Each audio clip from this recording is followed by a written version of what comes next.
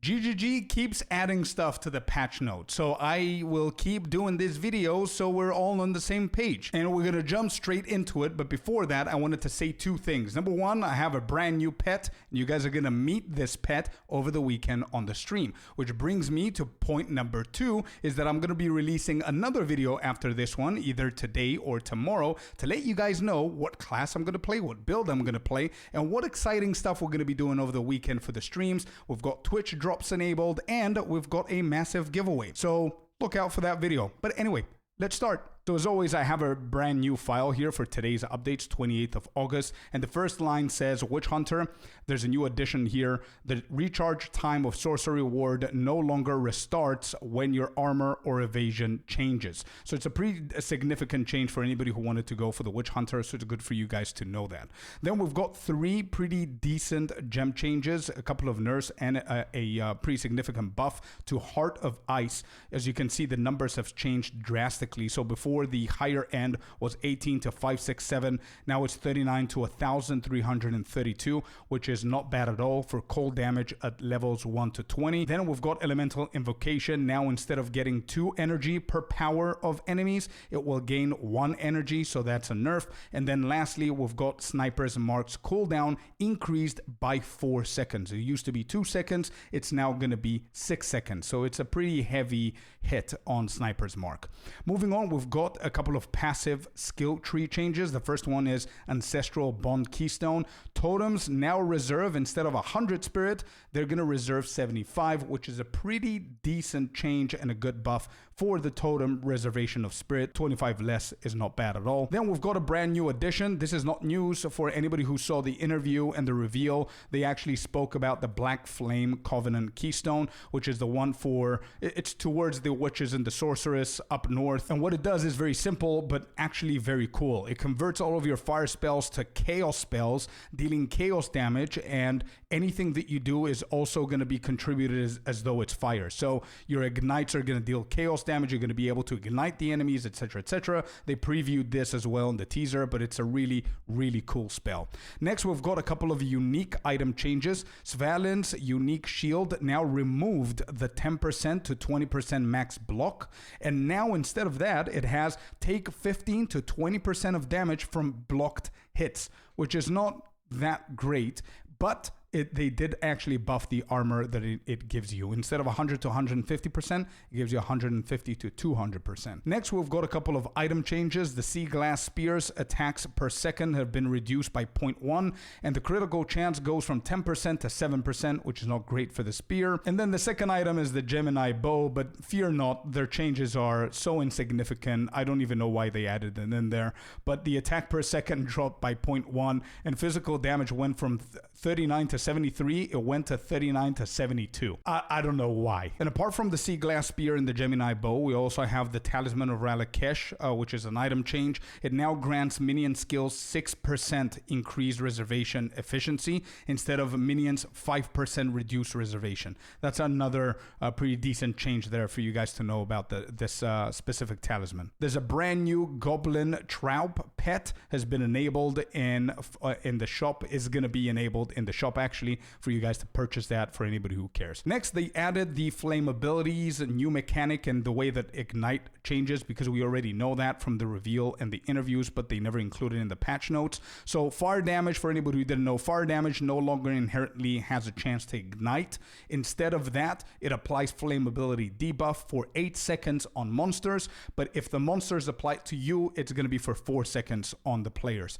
Flame ability no longer exists. The old flame ability that you guys remember that we used to curse enemies with, it does not exist anymore. Now it's a debuff from your fire damage that will apply ignite eventually. Flame ability grants all fire damage, including hit that applied it, chance to ignite equal to the magnitude of flame ability. There are going to be a lot of ways out there that you can increase the magnitude of spells and stuff like that. So I think it's a pretty cool concept here. And last but not least, we're going to the skill changes, which are where the significant changes have happened. different. So Combat Frenzy, we know from the previous update that I did that the quality went to 10% instead of 20% chance to gain extra charges. Now gains Frenzy when freeze, electrocute, and pin. And the cooldown for that has been increased significantly, which isn't a good thing. So it used to be 5.3 to 4.1 seconds. It's now going to be 7.3 to 6.1 seconds on whenever it can actually get you charges. So you're going to be able to get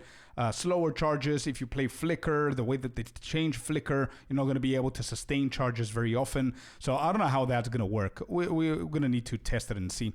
Then we've got to change to Ember Fusillade. Minimum level has been changed. Instead of 3, it's now going to be 5. Eye of Winter has seen a couple of changes here. Let's just read the whole thing. Passing through Flame Wall applies to Eye plus Shard, not only Eye. Shards travel 25% further, not bad. No longer burst at the end, not a good thing. Firing frequency is plus 35%, not bad at all. And here's the big buff. First hit on each enemy deals plus 900% damage, which is a brand new addition that they just added into it, which is pretty big. I can see a lot of builds playing this now to target bosses with this since it's going to be the first hit, but you do need to make sure that it's going to be the first hit. The cast time has been increased, which is a bad thing, by 0.3. Mana has been significantly increased. The lowest used to be 54, now it's going to be 94, and the highest used to be 128, now it's going to be 195. But now, to balance this plus 900% damage, which I think in the future they're going to nerf, now there's a massive cooldown of 15 seconds. This is also a brand new addition to that. And lastly, they increase the damage even more.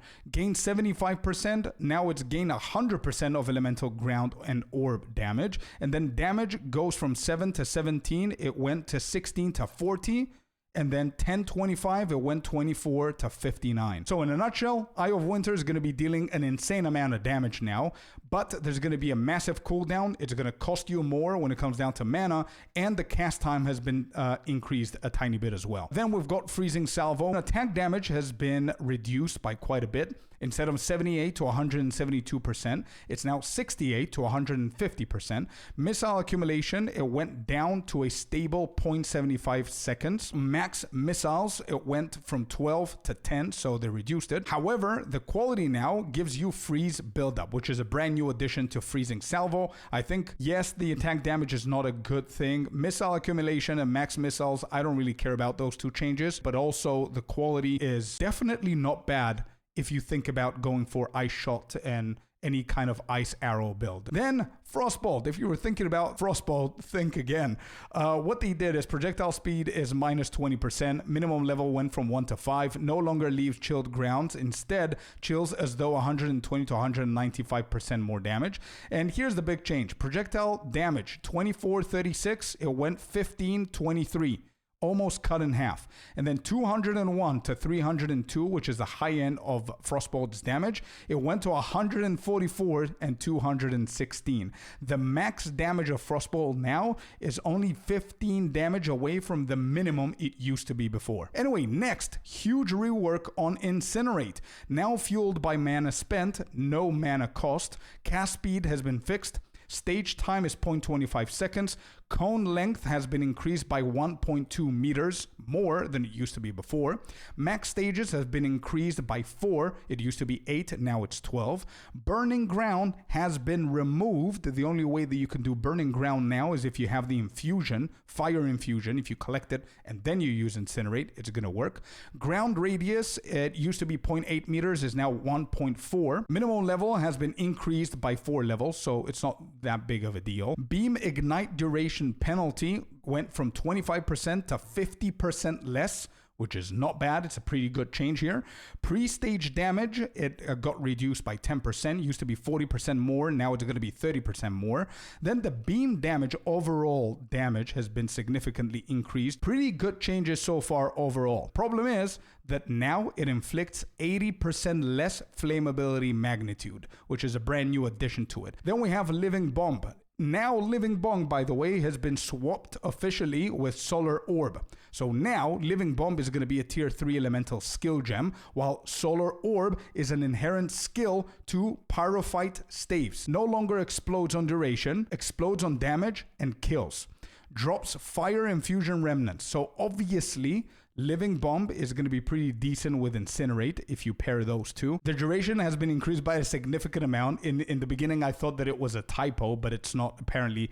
This is the actual duration now. Instead of 2.5 seconds, it's now going to be 15 seconds. I don't know if they meant 1.5 seconds here, but if you check their patch notes, it says 15 seconds, and they wrote it in a way that I don't think it's a typo. Anyway, check it out, let me know. Crit chance went from 9% to 7%. Explosion damage has been buffed significantly. Then we've got perfect strikes. Attack damage has been lowered significantly. We knew that. This is not a surprise. It's new to the patch notes. It's not new to our ears, is what I'm trying to say. However, they did increase the melee strike range. Instead of plus 14, it's now going to be plus 35. So it's a pretty significant change to the radius. The attack speed as well has been dropped by 5%. So now it's going to be 30% of base instead of 35%. And that's basically it. These are all of the changes. I don't know how this is going to affect your builds in general. Let me know if these things affect you in any way. And if they don't, let me know what kind of build you guys are going to go for. But anyway, thank you very much for watching. I hope it's not taken too long. And as always, I'm going to see you guys on the next one. Peace.